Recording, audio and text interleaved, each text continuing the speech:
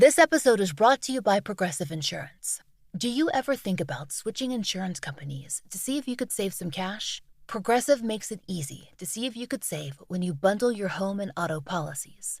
Try it at Progressive.com. Progressive Casualty Insurance Company and Affiliates. Potential savings will vary. Not available in all states. With the power and endurance of Toyota trucks, you can go to the most incredible places, like this valley, where the echo does different voices. Hello! Hello! Hello! We know what we're made of. Toyota trucks. This is Optimal Relationships Daily, Precision Dating Advice for Men by Laura Dabney of drldabney.com. Men, hear me on this.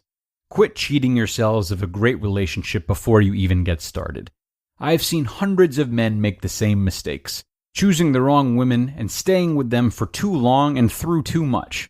So trust me when I tell you that a small change in your approach today can save you thousands in divorce and therapy fees down the road. I call it precision dating. Let me provide you with dating advice for men.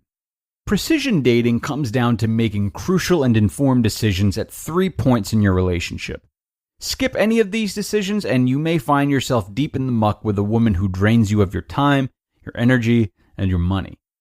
The truth is that every troubled relationship has its warning signals from the very beginning, but men, being conditioned to be problem solvers and fixers, tend to ignore the warnings, and when you ignore the warnings, you do so at your peril. Phase 1. Casual dating. The first key to precision dating is to cast a wide net when dating. Contrary to the popular belief that men love to play the field, a significant portion of men settle down as quickly as possible. They find a woman, commit quickly, and spend the next few years of their life trying to make the relationship work. Men with this tendency pride themselves on being loyal, but what they've really done is invested everything in an untested and unproven concept, a decision they'd likely never make with business or financial investments. Instead, think of dating like shopping for a new car. Not only do you have to like the way it looks, but you have to trust its reliability. You wouldn't ignore the rattle under the hood during a test drive. It has to fit your needs. You wouldn't rely on a sports car for weekend ski trips. And it has to fit you, both physically and emotionally.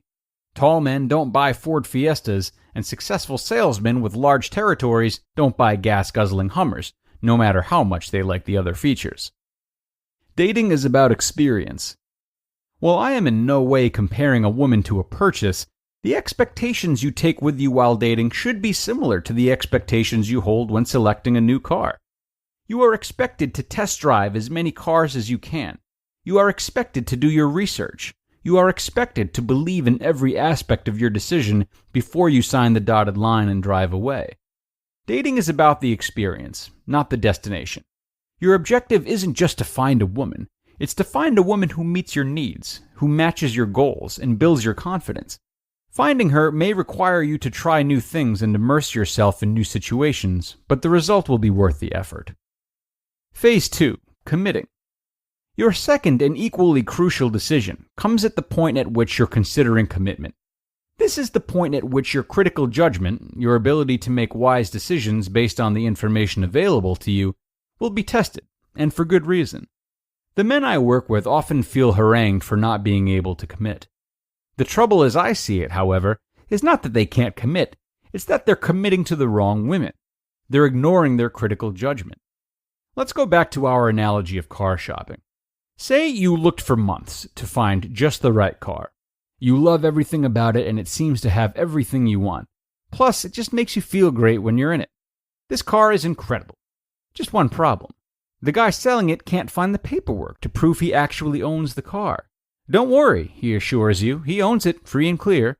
He just needs to file the right documents with the state. Give him a down payment today and he'll take care of it all next week. No problem. No problem? Really? Alarm bells. I hope the alarm bells are going off in your head because you'd be at a significant risk of losing thousands of dollars. You wouldn't pay money for a car with unresolved issues. The same is true in relationships. If you start a relationship with a serious problem, you are in for a lifetime of serious problems. Yes, women make unfortunate mistakes and come from tough childhoods the same as men do. But until those mistakes and emotional traumas are resolved, These women aren't ready to be in a committed relationship. If you start a relationship with a serious problem, you are in for a lifetime of serious problems. Trustworthy women do not come with unresolved financial, drug, or legal issues. They do not ask you to fix problems for them. They do not come with dramatic emotional swings or unresolved mental health issues. These problems take years of professional help to fix. Just because you want to help a woman overcome them does not mean that you can or should. Before you commit, ask yourself, is this relationship free and clear of major warning signs? If not, you owe it to yourself and to her to let go and move on. Phase 3, the first months. Sometimes the relationship trouble doesn't show itself right away. Sometimes you're several months committed before you discover a larger issue. Substance abuse, a lack of empathy, an unwillingness to share the give and take of daily life. That's okay. The early stages of a relationship provide you an excellent opportunity to pivot. If you get into the third month, or any month, and discover a serious issue, leave the relationship. Don't wait it out, expecting the issue to resolve itself. Don't try to fix it, and don't blame yourself. Exercise your right to pivot, and do it quickly. Dating is not a contractual commitment. Some men feel too guilty to leave at this point. They think they owe it to the woman, to the relationship, to themselves to stick it out and see it through. But let me remind you, dating is not a contractual commitment, and you don't owe anyone the burden of this difficult problem. It was not yours to begin with, and it is not yours to resolve now. In fact, men who stay often become enablers to the issue, or they stick it out hoping to help her change, and the relationship becomes more parent-child than man-woman. Sometimes they try to exit the romance, but stay friends, hoping to help her see through. The truth, though, is that none of these examples represent intimacy. They're toxic, and they aren't doing anyone any good.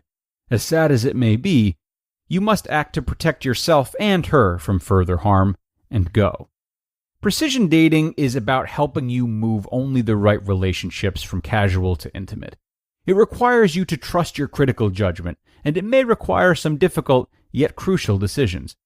But in the end, you will establish a foundation for trustworthy and worthwhile relationships that last. You just listened to the post titled Precision Dating Advice for Men by Laura Dabney of drldabney.com. Ever notice how ads always pop up at the worst moments? When the killer's identity is about to be revealed.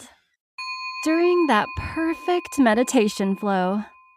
On Amazon Music, we believe in keeping you in the moment. That's why we've got millions of ad-free podcast episodes, so you can stay completely immersed in every story, every reveal, every breath. Download the Amazon Music app and start listening to your favorite podcasts ad-free, included with Prime. At CVS, it matters that we're not just in your community, but that we're part of it.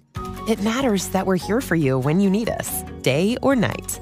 And we want everyone to feel welcomed and rewarded.